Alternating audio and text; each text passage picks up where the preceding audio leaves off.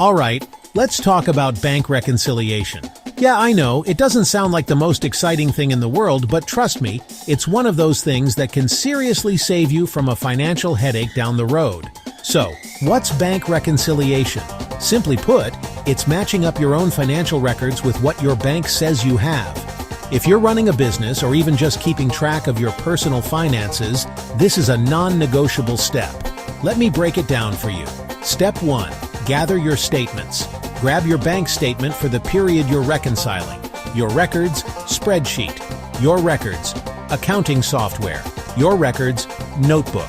Step 2. Start with the balances. Compare the ending balance on your bank statement to the ending balance in your records. If they match, congrats. But don't celebrate just yet.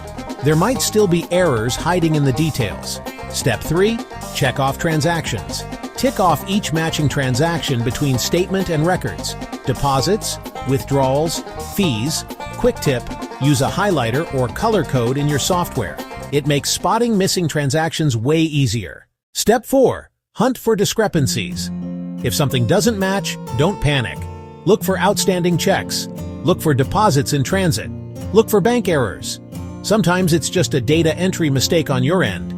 If you find something off, double-check receipts, double-check invoices, double-check payment confirmations, and if it's truly odd, call your bank. They're used to this. Timing. Reconcile regularly.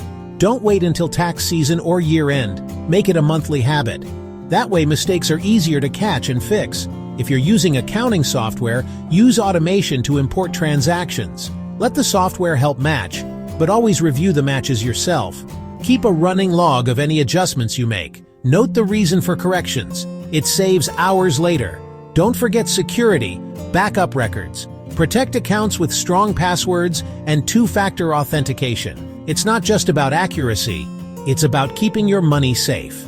To wrap up, bank reconciliation is essential for accurate records and avoiding surprises.